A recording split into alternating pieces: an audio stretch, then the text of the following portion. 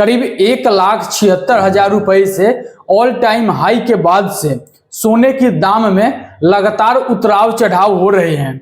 ऐसे में बहुत ही बड़ी खबर निकल के आ रही है कि सोने का भाव करीब 1 लाख रुपया से नीचे आ सकती है। सोने का दाम गिरने का कारण यह माना जा रहा है कि रूस ने अमेरिका को एक खास ऑफर दिया है। अगर अमेरिका रूस के बीच ये डील हो गई तो बाजार में कई बड़े बदलाव हो सकते हैं। तो आखिर रूस अमेरिका की डील क्या है, इससे सोने का दाम कैसे और कब तक कम होगा, जानेंगे आज के इस वीडियो में। रूस जल्द ही व्यापार के लिए अमेरिकी डॉलर का इस्तेमाल शुरू कर सकता है।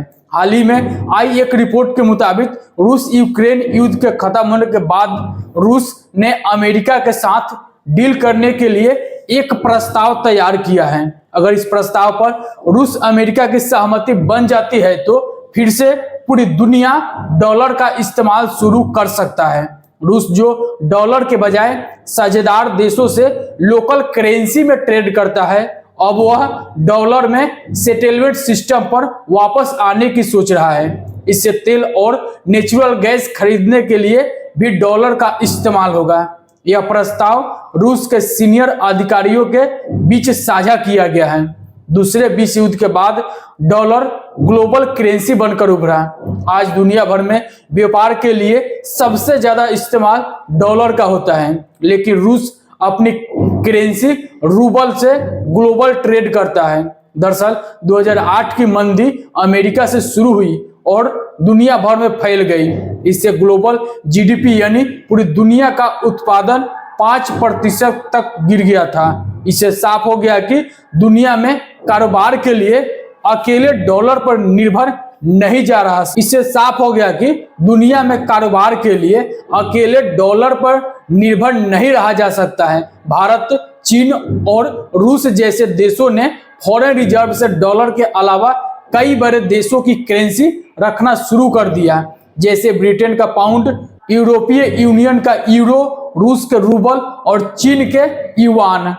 2014 में जब रूस ने क्रीमिया पर कब्जा किया तो अमेरिका ने रूस पर पाबंदियां लगा दी।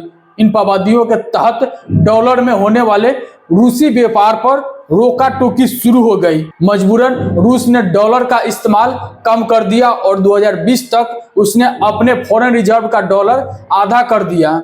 रूस ने दूसरे देशों से अपने रूबल या उनकी करेंसी में कारोबार शुरू कर दिया। 2022 में रूस यूक्रेन युद्ध शुरू होते ही अमेरिका ने रूस के फॉरेन रिजर्व में मौजूद 300 बिलियन डॉलर यानी करीब 27 लाख करोड़ रुपया सीज कर लिया। असल में डॉलर में व्यापार करने के लिए कई देश अमेरिका के ट्रेजरी बॉन्ड खरीद कर रखते हैं। ये बॉन्ड एक तरह का वादा होता है जिसमें अमेरिका तय समय पर पैसा और ब्याज लौटाने की बात करता है। लेकिन 2022 में अमेरिका ने रूस के कुछ बॉन्ड जब्त कर लिया और न तो ब्याज दिया और न ही मूल रकम वापस किया।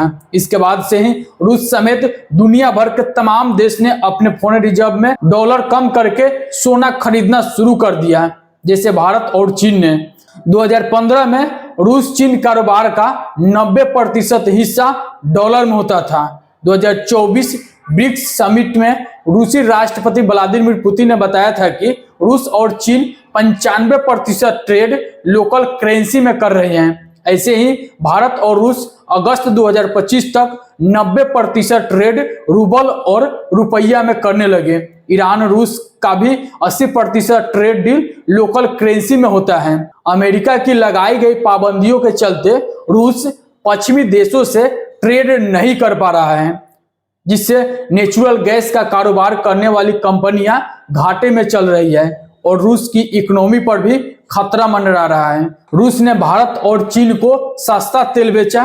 रूस को चीन का युआन और भारत का रुपया मिला, लेकिन रूस को ग्लोबल ट्रेड पर खर्चा करना कठिन पड़ रहा है। वही रूसी तेल खरीदने पर अमेरिका ने भारत पर 25% का पेनल्टी टैरिफ लगा दिया है। अब भारत अमेरिका से तेल खरीदने की डील करने लगी है। ऐसे में रूस फिर से अमेरिकी डॉलर में व्यापार कर अपनी अर्थव्यवस्था, ट्रेड और फॉरेन रिलेशन को सुधारना चाहता है।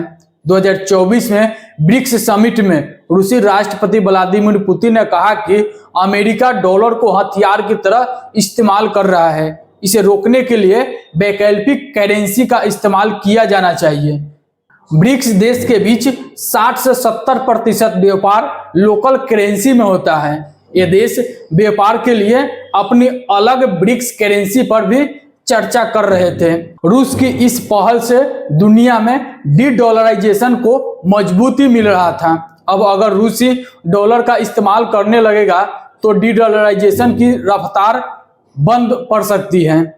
डॉलर पर निर्भरता कम करने के लिए दुनिया के कई देश, खासकर ब्रिक्स देश, अपने रिजर्व में डॉलर कम कर रहे हैं और सोना बढ़ा रहे हैं। 2005 में भारत के फॉरेन रिजर्व में सिर्फ 4.3% गोल्ड था, जो 2025 में बढ़कर 15% हो गया है। 2000 से 2025 के बीच चीन का गोल्ड रिजर्व लगभग 483% बढ़ा है। ब्राजील ने 2025 में 16 टन सोना खरीदा। इससे पहले 4 सालों में ब्राजील ने 1 किलो भी सोना नहीं खरीदा था। पिछले साल अमेरिकी राष्ट्रपति डोनाल्ड ट्रंप ने के सत्ता में आने के बाद अमेरिका के टैरिफ से दुनिया भर में अर्थव्यवस्था डगमगाने का डर रहता है। तमाम देशों के सेंट्रल बैंक ज्यादा सोना खरीदने लगे। खासकर ब्रिक्स देशों के पास दुनिया भर का 20% गोल्ड रिजर्व हो गया। ऐसे में रूस के इस फैसले के बाद डी-डॉलराइजेशन की प्रक्रिया में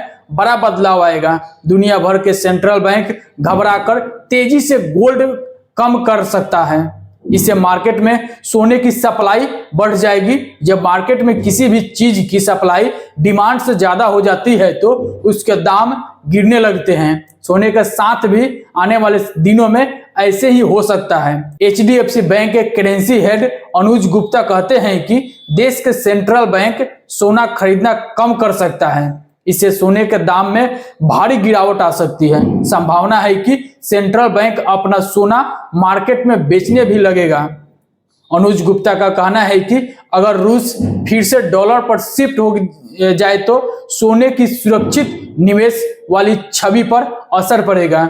इससे सोने की डिमांड घटेगी और डॉलर में निवेश बढ़ सकता है। भारत में सोने गिरने की संभावना है 2027 तक। भारत में प्रति 10 ग्राम सोने 90,000 से 1 लाख रुपए के बीच सेटल हो सकता है। दोस्तों, इस पर आपका क्या राय है? अपना राय हमें कमेंट बॉक्स में जरूर बताएंगे। मिलते हैं नेक्स्ट वीडियो में।